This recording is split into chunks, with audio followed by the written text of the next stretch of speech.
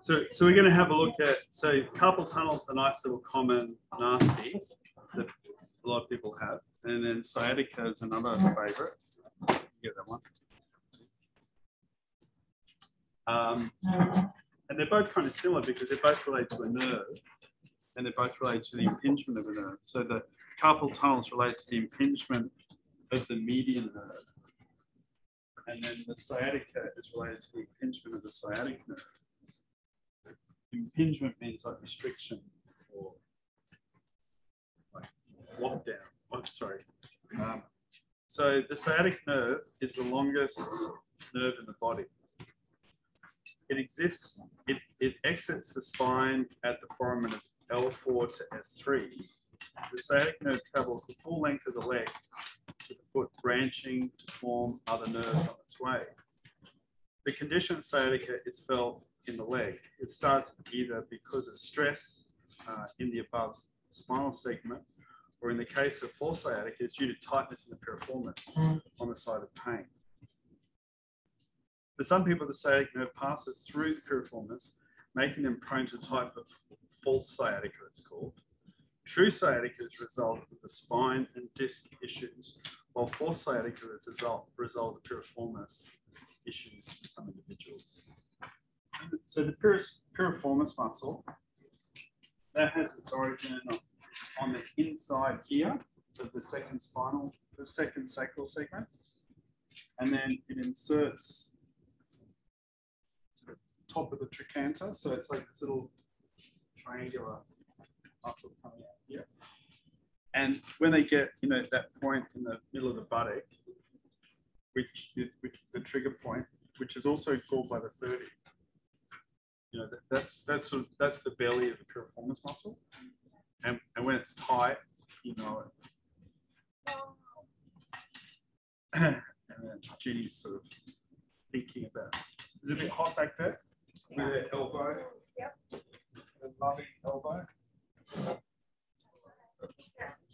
Full of love.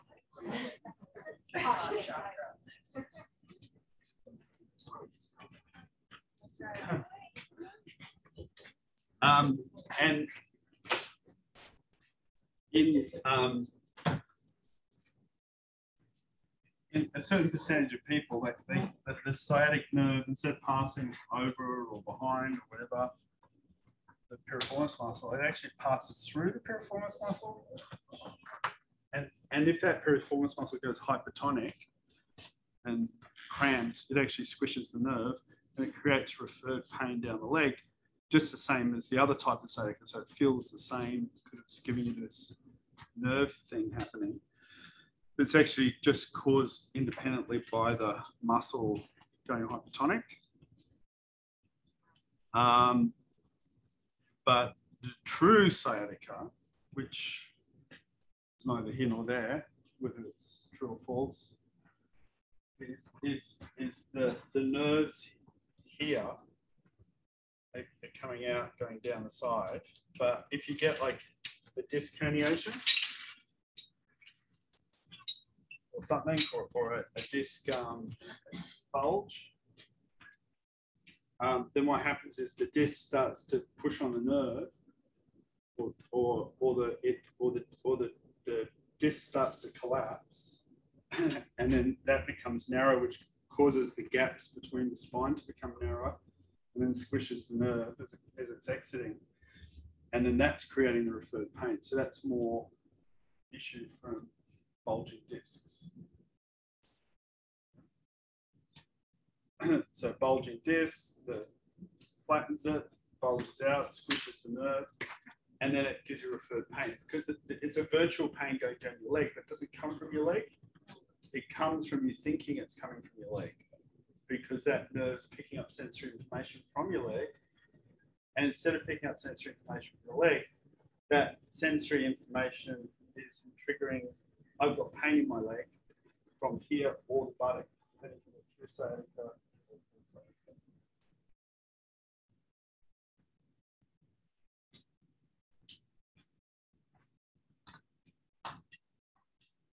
So here you can see the nerves exiting, and here you can see the sciatic nerve. So it could be coming from the restriction in the piriformis, if it passes through the piriformis, or it could be coming from the vertebral segments. So if it's, but to treat it properly, either if it's true sciatica or false sciatica, to treat it properly, you really need to do a comprehensive axial treatment of the body. because if it's the bulging disc, then the bulging disc is caused by misalignment in the spine. So the discs bulge because of the angle of the vertebral bodies. The vertebral bodies sit on each other and the disc sits in between. And when you start to get like a lordosis, which is what we're talking about in SDF2, when we're doing all the reactive muscles and all those different deviations, when you get like deviations in the body, that changes the kind of angle of the pressure on the disc. And over time, it creates too much pressure in certain locations because the angle's changed, and it starts to flatten the disc out, causing bulging and potentially herniation. And so then you have to kind of really straighten out the discs as well to give like a causal solution to the problem. So if you can't straighten the discs, or if you can't change the way the pressure is on the vertebral bodies, pressurizing the disc, then everything's going to be symptomatic. Do you agree? Does that make sense? Now, with the piriformis muscle is very interesting because it's part of like a whole kind of set of symptoms that happen in your axial skeleton when you actually disconnect from spirit. So your connection with spirit is linked very closely with the movement of your craniosacral fluid. So the way your craniosacral fluid circulates, if it circulates correctly through your body in a healthy way, that's synonymous with you being in connection with your spirit. And when you disconnect from spirit, it doesn't pump properly. And then the body goes into compensation to keep it moving. And it starts taking these like kind of compensating structural kind of abnormalities on that keep the cerebrospinal fluid moving in a compensative way. And the first thing that happens is you get a jamming of the sacroiliac joint on the right side, on the right side. And then you get a jamming of the occiput on the right side. And then with that jamming process, it tightens up the right piriformis muscle. Oh, the right, it's always the right one. It can flip to the left, but always starts with the right. So it always starts with the right, but it flips it. You probably find most people with sciatica get down their right leg. And that's because of that default mechanism when you split from spirit and your fluid stops pumping properly and you go into a compensative method to move the cerebrospinal fluid around. Section of the body that you mentioned is a lot of it, because you said the occiput and the type of piriformis. Oh yeah, you get a jamming of the sacroiliac joint. So we talked about that one yesterday. So there's the ilium, there's the sacrum, and then there's the joint between here. And then this moves as part of the pumping mechanism to move the cerebrospinal fluid. When they jam together, it doesn't pump properly, and then the body starts doing other things to try and make it move. And so as your structure gets worse, it's actually just a progression of compensation to keep your cerebrospinal fluid moving. And so it's like instead of moving it properly, it moves it in a kind of default way, and it kind of progresses and gets worse, and then your structure breaks down over time.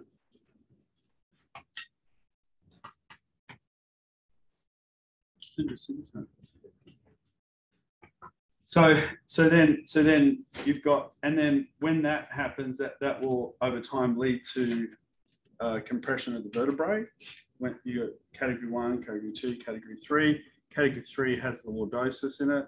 The lordosis changes the angle, which then starts to bulge the disc. but the category 1, which is still active, will cause a tightening of the right piriformis, which will, if you've got full sciatica, potentially trigger the full sciatica. And so you really need to do a category 1 to treat the full sciatica properly, and you need to do a category 3 balance to treat the true sciatica properly, so that the vertebrae stop doing this and start to level out. Didn't realise how bad it was. How bad what was? Seriously. Well, it's like you know, like if you treat it well and you solve it, it's not really bad. But you know, if you don't deal with it at the level that it needs to be dealt with, it's likely to progress. You have to get used to it. But mum would start from the time, but mums would start. Yeah. And it was on the right side? Yeah. So you might have had false and she might have had true, but you still might have had true sciatica as well.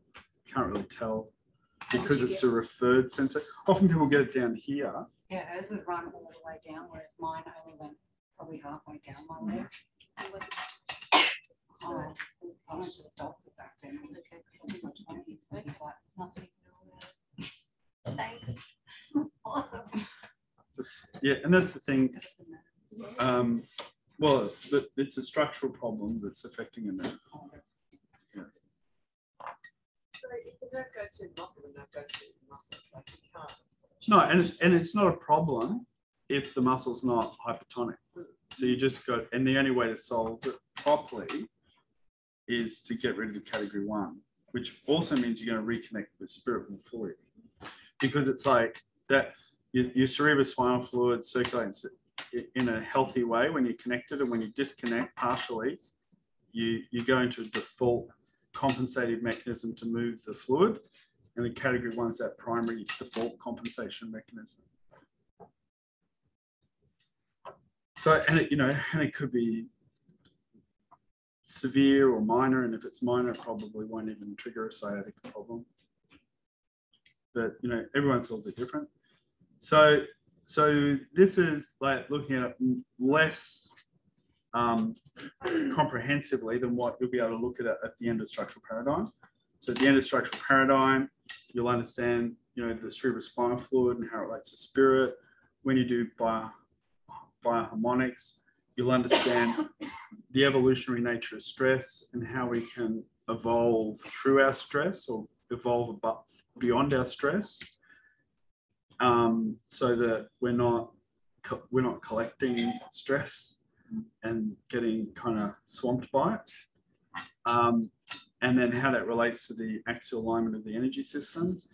And then in structural paradigm, we'll be looking at how to treat category 1, category 2, category 3, which is like all these kind of cranial and pelvic distortions that set up misalignments through the body. And so when we got the sciatica, we can activate it with this, but then we'll look at those more advanced corrections to treat this setup at a more causal level.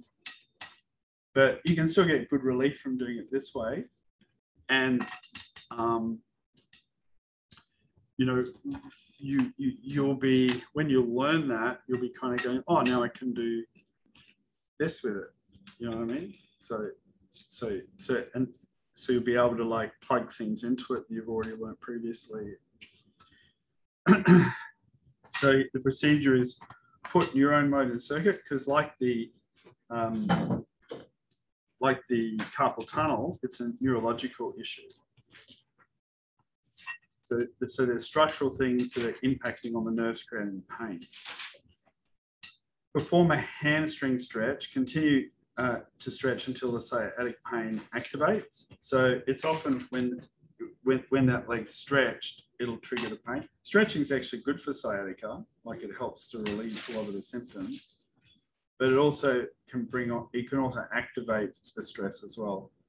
So I was talking to a friend of mine last night, who was like standing outside, we were talking, doing little stretches, like he had his foot up on a little step, and then he's like leaning like this to stretch the back of his leg.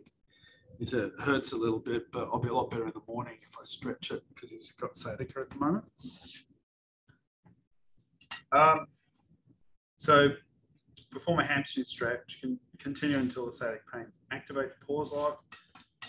Pause lock the spinous process L4 to S3. So they're the foramen, or they're the vertebrae from which have the foramen that the sciatic nerve comes out of. So we've got the L5 bumps here. So, and then that's L5. So L4 is just above it. S2, or S1, S2, S3. So all of these foramen are exit points for the sciatic nerve.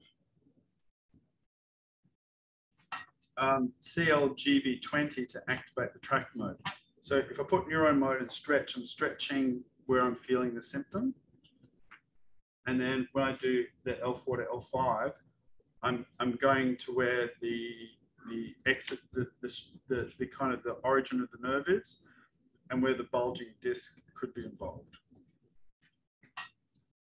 And then you diffuse physiology points, and I hold physiology points and diffuse them. Tap that in, and it says temporal tap it because I'm going to do the piriformis on both sides. If I don't do the piriformis on both sides, or it's quite possible to drop the circuit because when I'm doing that, so just tap it in. And then perform a full cranial kinesiology balance, making sure you include the tissue layers.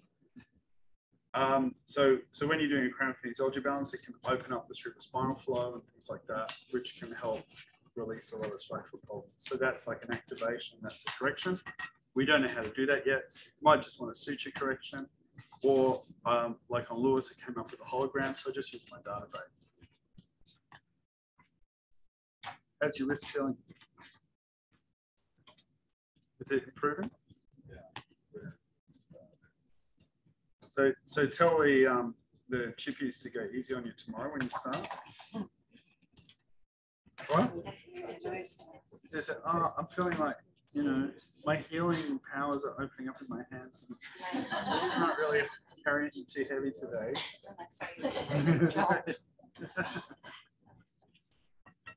What? Let's start throwing chisels at you.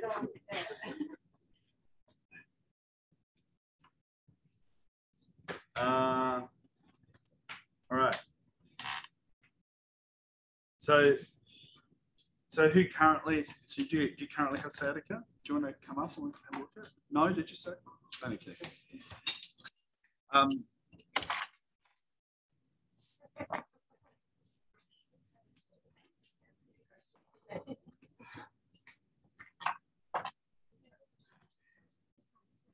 So after we've done this,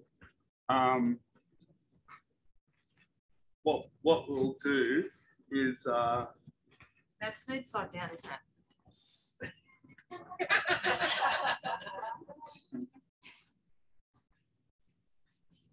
I think she's trying to get me back.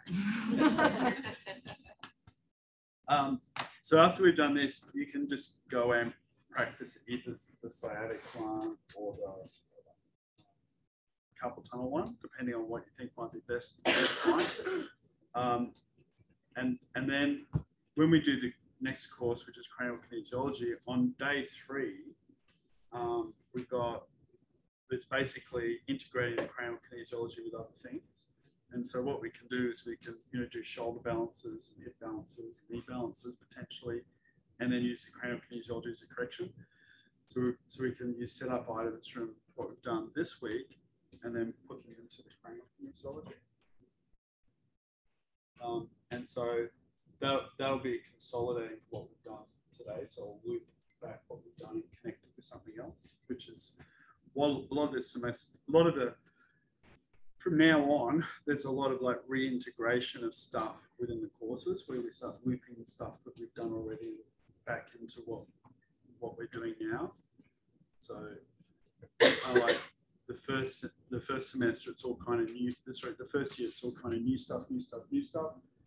And then a lot of the reason why we have the 3-day courses instead of the 2-day courses is so we can reintegrate stuff on that 3rd day of what we've done in second year. And so everything kind of gets together rather than being just little disconnected modules.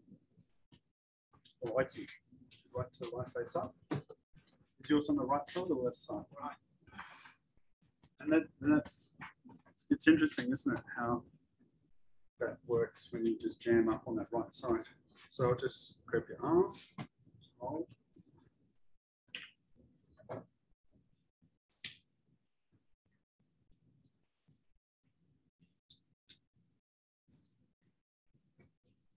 So governing's up tight.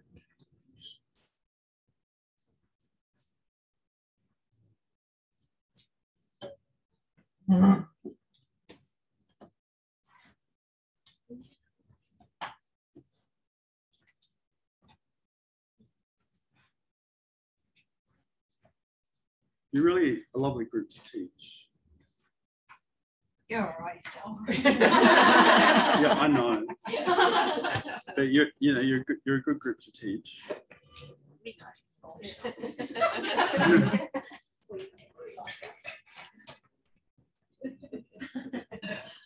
And then Jim did the nose thing.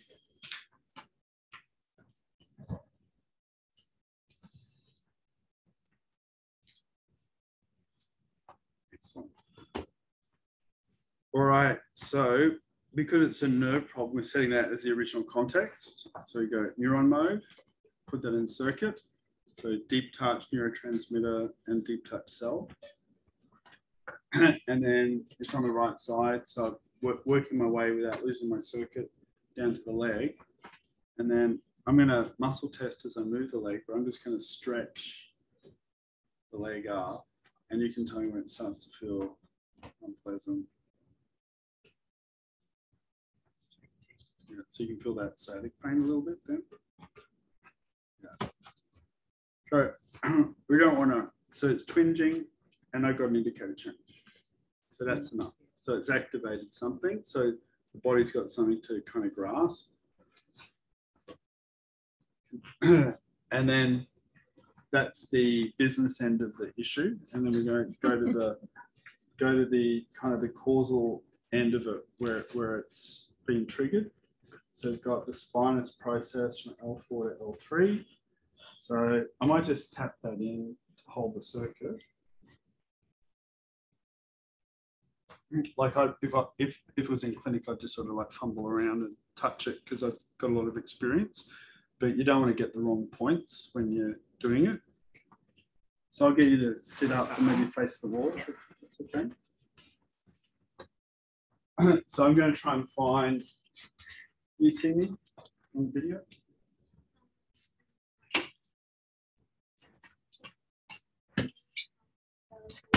Maybe we'll move this up as well. Might move this up. Okay. I was going to get it right then. That's it, right. Do you want to jump back on? Sorry. You guys are coming closer, I reckon. So again, top of the posterior iliac spine collides with the L5, and it's a 1 up cell 4, and then below that cell S1, S2, S3. So I want to try and grab all of those, preferably. Come on, big guy. Right. There's a bucket of water over there, just drop it I'll down. stop it back. So there's Hello.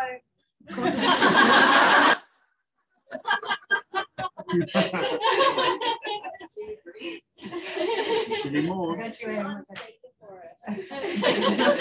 She's thinking about it in the head. She's getting the L5s.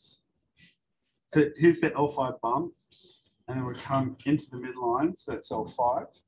And so that's L4, L5. Then below that's S1, S2, S3. So I could just put all those in circuit with my fancy knee moves.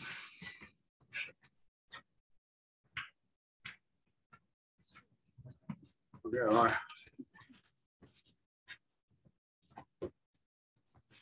Put that into your circuit. And then hold. So there's a stress response from touching those points, or it could be the phone going in the bucket. And I could do physiology. So that's showing. That's the next step, physiology, because we're working with the nerve. And so with nerves, you can do these. So 15, 16.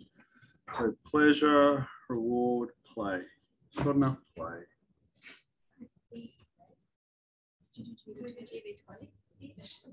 Oh no.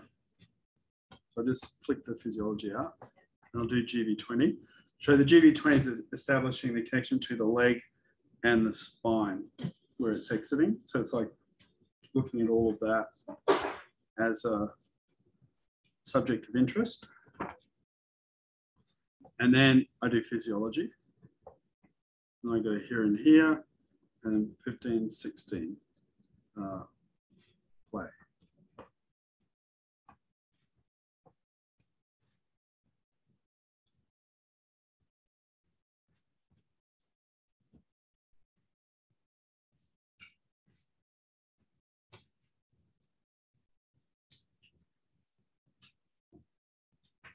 We'll just recheck that, hold, and more. So that's then fit to get apart, circuit. And then we can temporal tap that in. So we're locking that into the circuit. We'll go check the piriformis. So the right one is the more likely culprit.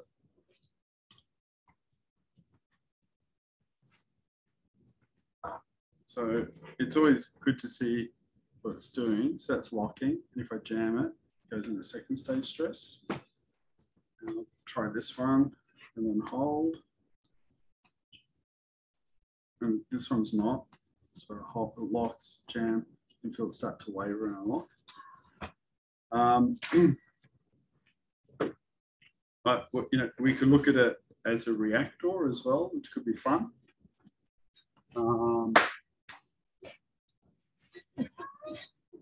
So if I put this in circuit and then have a look at this one and then hold, it's not reacting to that one. But if I go specific muscle,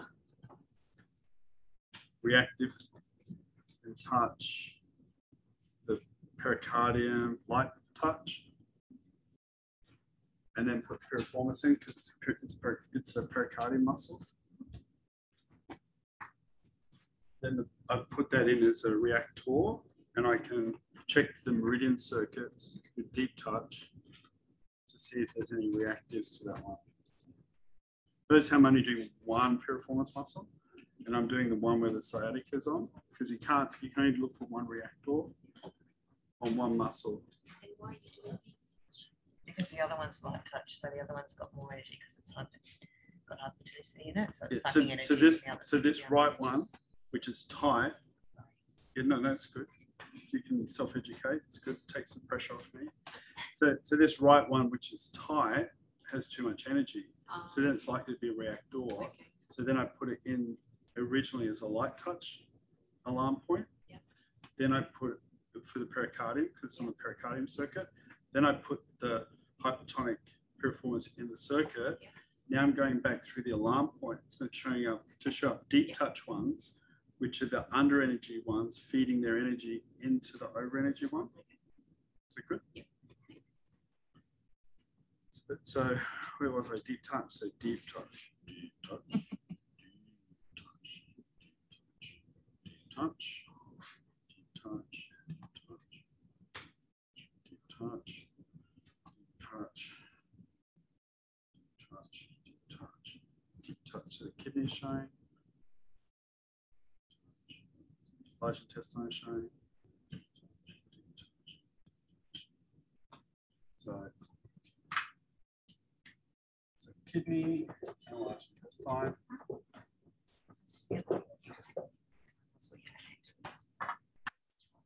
I would do all of them because I could use a priority and clear the priority, but the other one will still have a reactive pattern. It won't clear the reactive pattern with the other one.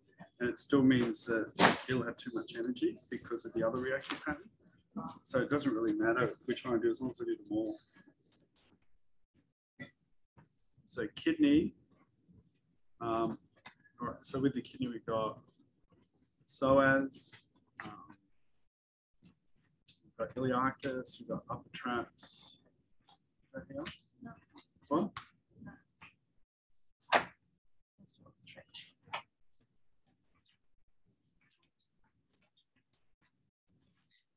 Is there another one that's not showing?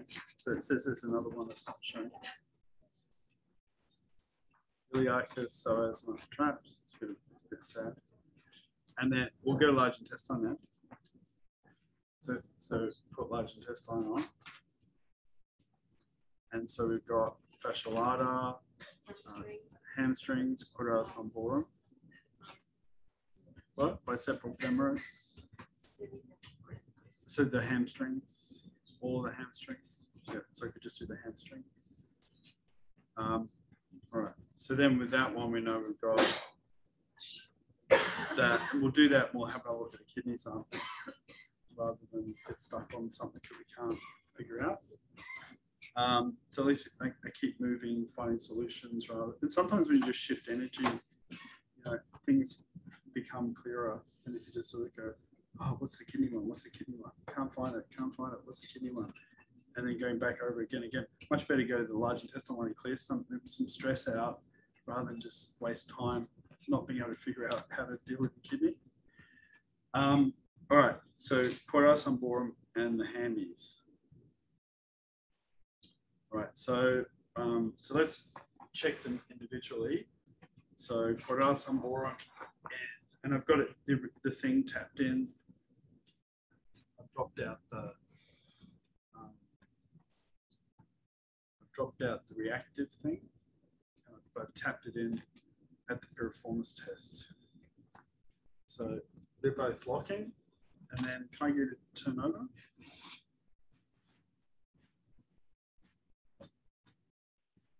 And then we'll check this hamstring and that hamstring. And we could do them, like isolate them. So do 3 vectors.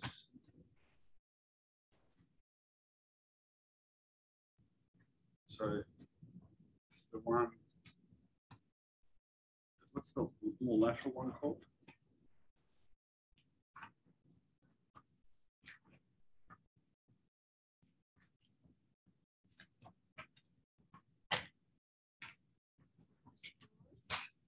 Bicepral femoris.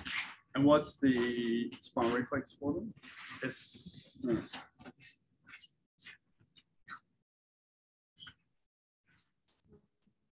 reflex for hammies. It's L4. Yeah. So you hold. So that's working. So I'll just do the spinal reflex.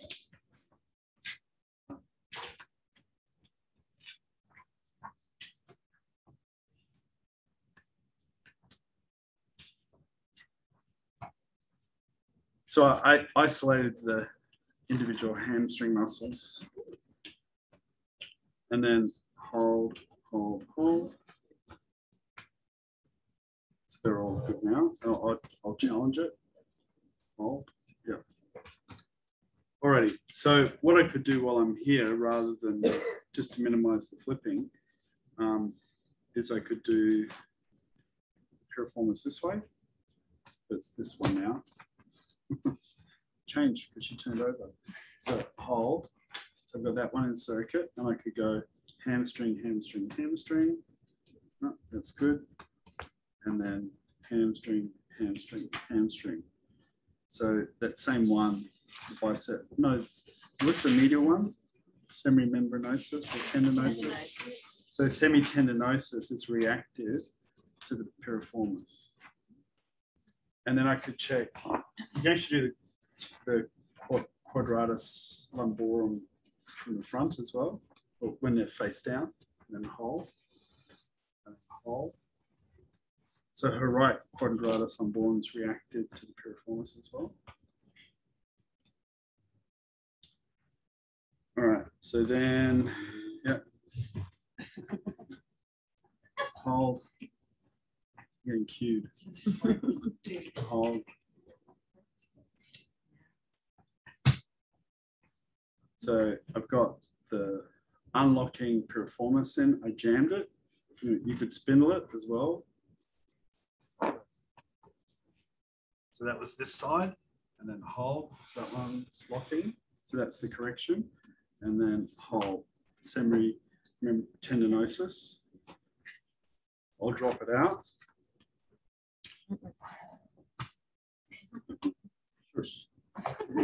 I'll just put the piriformis back in circuit.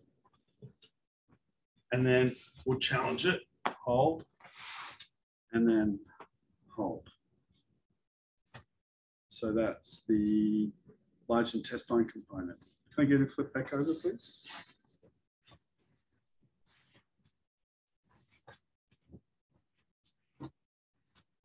All right, so we'll try the kidney thing again. So I'll go reactive muscle, pericardium light touch, and then piriformis. And then I'll try the kidney deep touch. We've already gone through them. So kidney deep touch is showing. I'll just try touching both sides because I only touch one side. Maybe they'll make a difference. And then I'll go psoas, iliacus, upper tract. So upper tract is showing now. Maybe because I touched two sides. Maybe because I cleared the large intestine out. I don't know. So can I get you to bring your ear to your shoulder? So we're just going to check them in the clear. So try not to, that's it. Hold, excellent. Hold, excellent. And then, so we'll put this on now, hold. And then ear to shoulder. Unlocking, ear to shoulder. So they're both unlocking. Just not have some big. So we'll jam it to unlock it. 1, 2, 3, 4. So I had to do 4 pounds of stress before piriformis was released. Put that in circuit. I'll come up here and we'll do the correction. Hold, locking nicely. Sorry. Hold, locking nicely. And now we'll challenge it. Hold.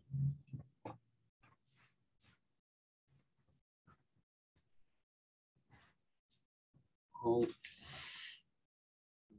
Hold. So that seems to be working now. So we'll see if that's helped. So I'm just gonna just lift that, just relax. We'll just stretch it to see if it twinges. Twinging.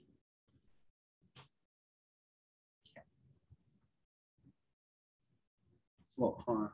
Yeah, it was twinging like that before. Okay, so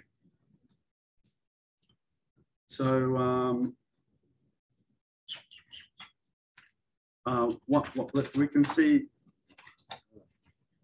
what we could do to fix that. So I'll just activate. So I've got everything in the circuit again. So we'll just take it to where it's twin. So I might also put fascia mode on. And then there's also another mode, which is intervertebral disc. So if the intervertebral discs are bulging and pushing against the nerve, that could activate. So I'll put that on here. So that's kidney 10 with tissue mode, like fascia with heart 5, kidney 10 with tissue mode activates intervertebral disc. And then I'll just twinging. All right. And hold. More information, correction. So I'll just look for another correction. So I kind of did a bit of a correction with the reactive muscles, which can't hurt because I'm de-stressing the piriformis. Now I'm going to look for another correction. So emotion, energy, structure. So cranial, cervical, thoracic, lumbar. Okay. So with the lumbar, I could go fixation, subluxation, imbrication. So there's an imbrication. What's that? Sorry, what's that mean? I'm more responsive to that sort of language. So imbrication is when the discs slip over the top of each other.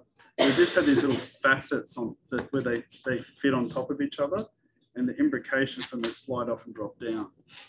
So it's often associated with a compressed disc. So I'll just tap that in.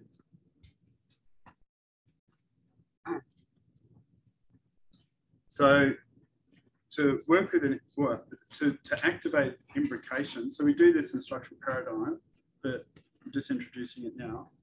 What I'm going to do is I'm going to grab one of her legs and I'm going to tug on it. And I'll just see if it stretches or if it's tight.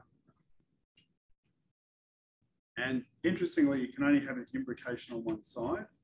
So it's likely the imbrication will be on the right side because that's where the sciatic pain is. And that's where it's likely to be compressed, affecting the nerve supply. So I'm just going to grab the leg, tug on it. So I'm just going to feel how that pulls, just similar to how we were doing with the shoulder yesterday with the digestive involvement for the shoulder. Hold. So that's in second stage stress.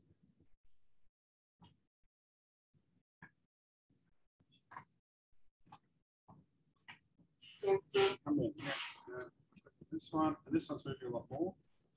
That's a lot more extending.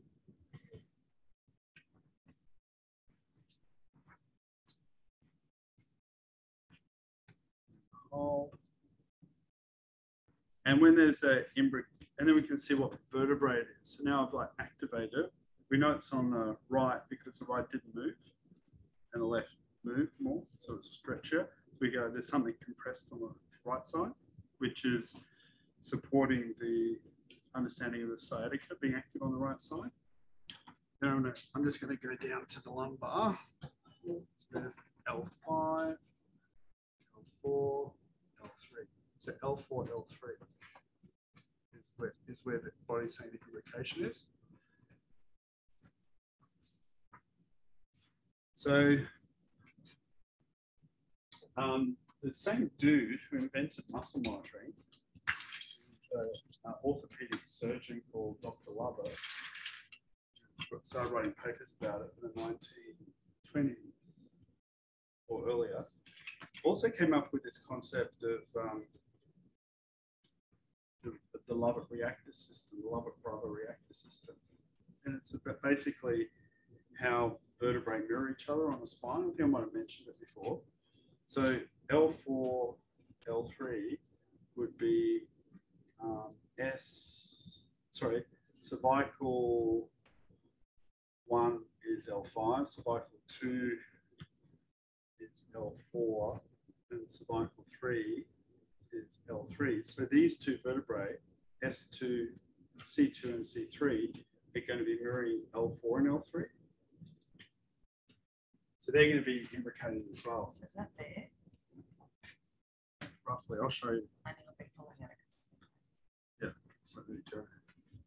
So that's 2 and 3. So around there. Yeah, exactly. Yeah. So there you go. The science of kinesiology takes a step forward. And hold. And so there'll be an imbrication here as well. But in the cervical, it's bilateral. The lumbar will only be on one side.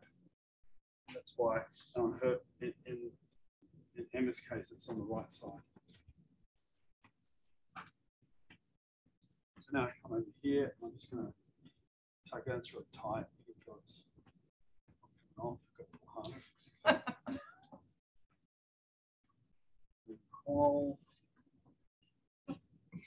And then more information, motion, energy, chakra, auric body. So something in your auric body.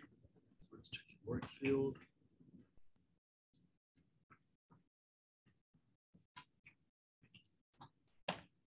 So it's in the etheric body. or something's trying to activate. So back body, see if there's attachment, guidance. More information, correction.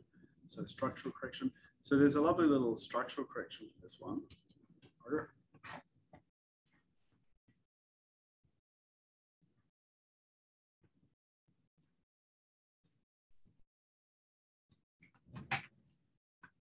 Oh, that looks better, thanks.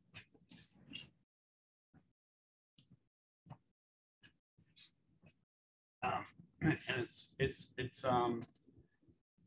I'll get you to shimmy up a bit higher.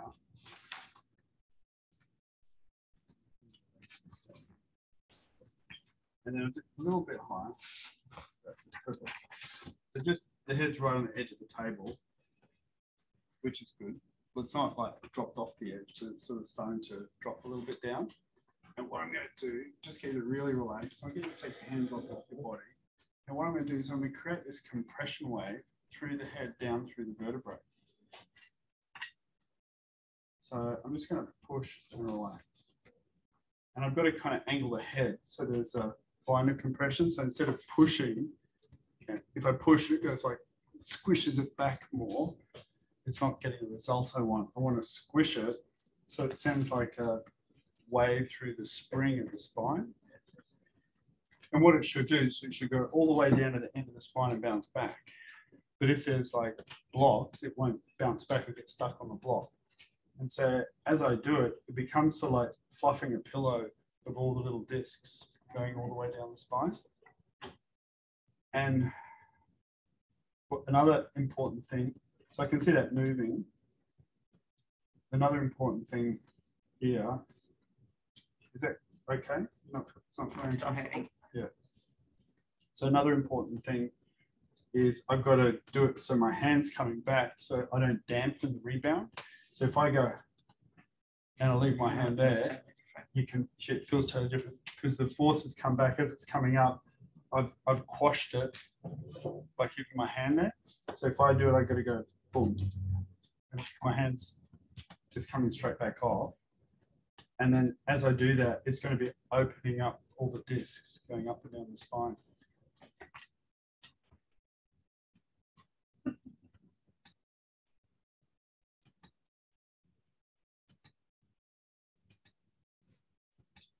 And what I want to do is I want to see a more responsive flow of movement through the tissue, which means that the vertebrae are opening up.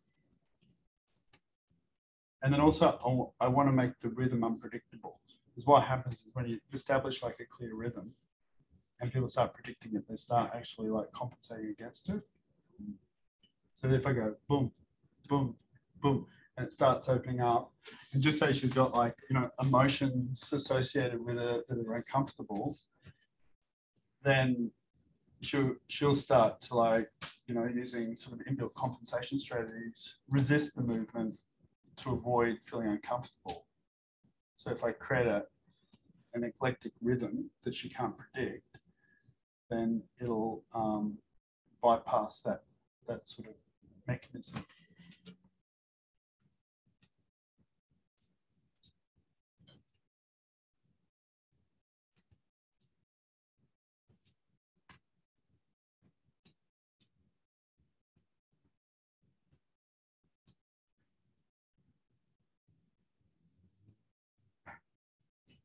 Every now and again, I'll just do a stretch. You can feel this. Feel like it's much more elastic than it was when we started. When I pulled it originally to test for it, it's like, and now it's already like a lot more elastic.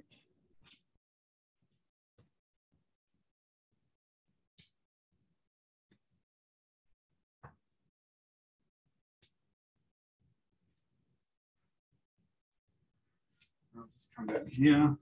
We'll just see what the leg's doing.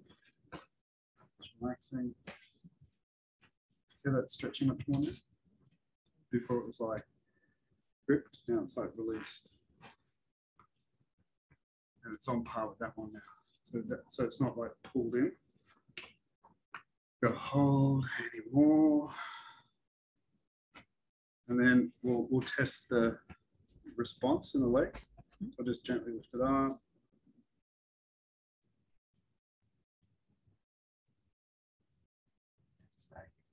Yeah, so you can see how much higher it is.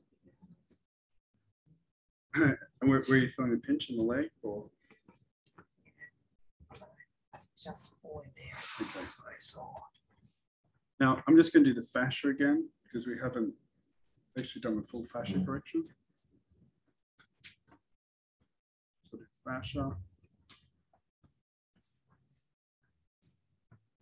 And then get the immune bar.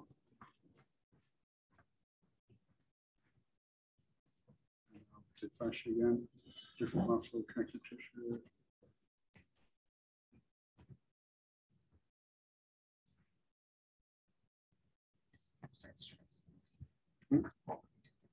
Okay. This is just the fascia. Okay, Correction.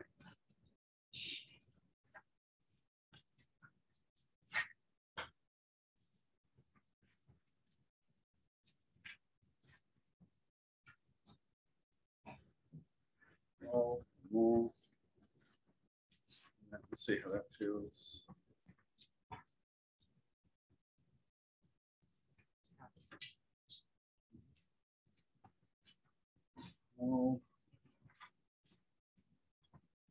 And then what I'll get you to do is sit up and throw your legs over this side, and we'll go through the magnets. You can put them on.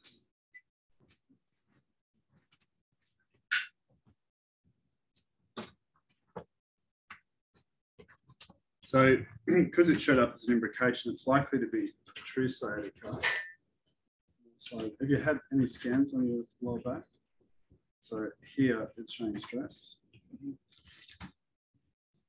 So it's the North Pole. That's close to where the imprecation is.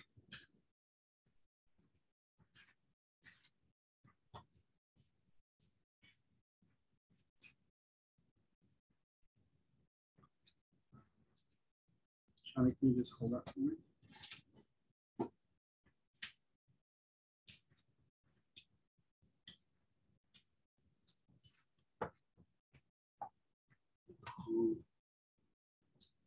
Swap hands, sorry.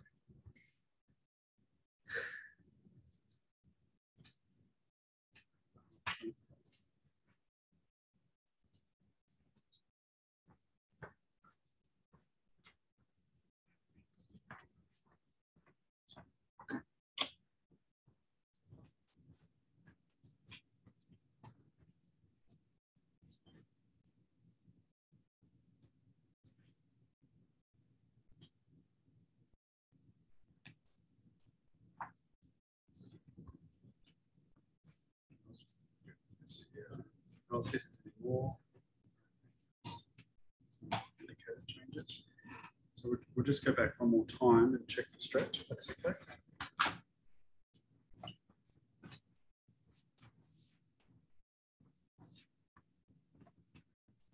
Just relax.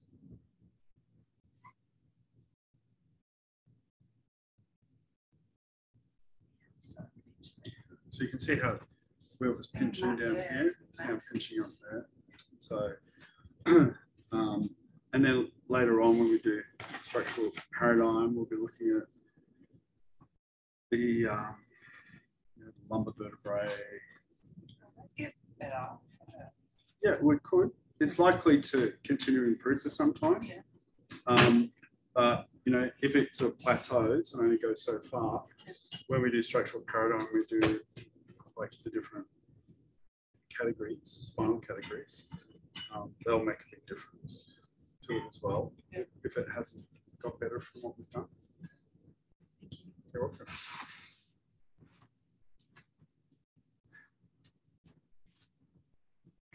So I just sort of introduce a few things which you'll be learning, like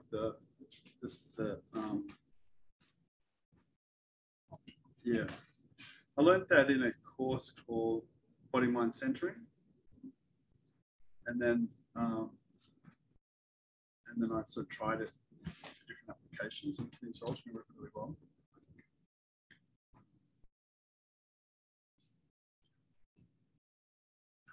So you guys good to have a little pair up and practice. So you could do, you know, one of each, or one, you know, one on a partner, and then the other partner can do it on you. And then if you've got more time, you might be able to do another one after if you feel to. It's been a big weekend, so one each might be enough, and then have a earlier afternoon.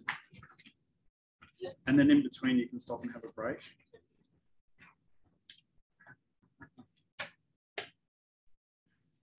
Okay, do 2 each. And you can write it up in your book as well. But yeah, it'd be good if you can, if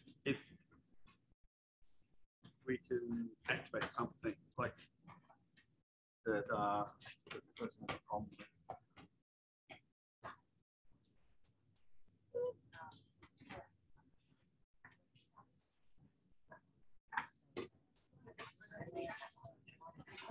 Which one is that? Yeah, and there's also the shoulder and digestive one as well that we could have written up. Like we just practiced that quickly yesterday, but you could do it one and do a write up on it as well. Or you could do just pick another balance that's more relevant, like a shoulder balance. But remember, go through the whole menu when you do it. Don't just do bits and pieces. Go systematically through and cover as much of it as possible. So you could do a shoulder or a hip or a knee or an ankle, foot.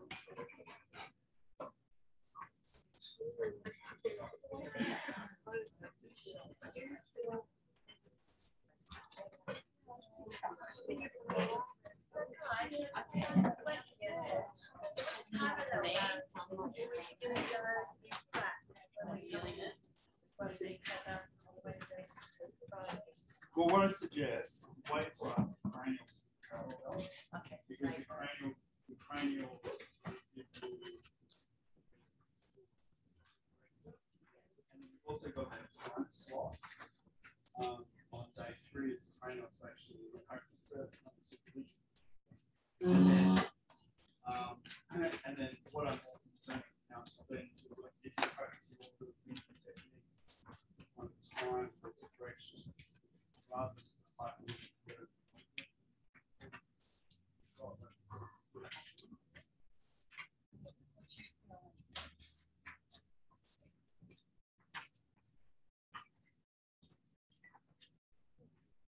so yeah, so I hope you've enjoyed the course. Well, that's all the teaching. So now it's just you practicing for the afternoon. Thank you. Well,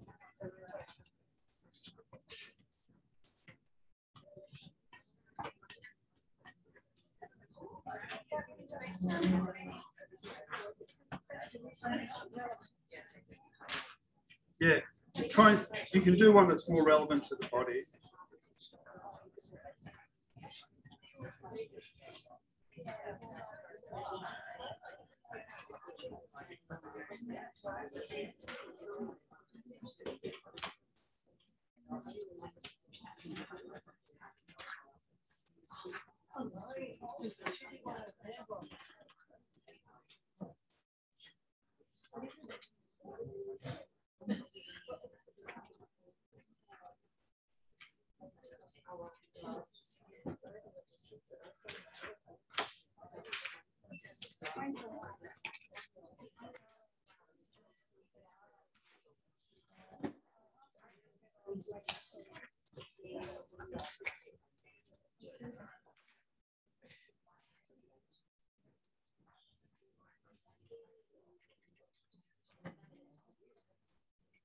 Oh, short course is pretty maxed out, isn't it?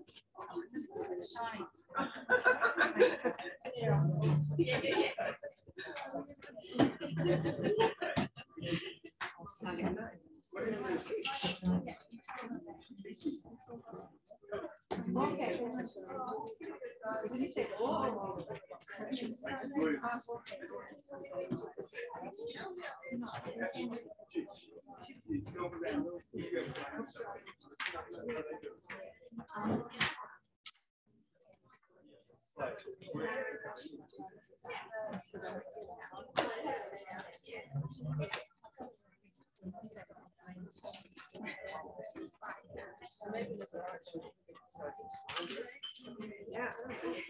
I don't think I've seen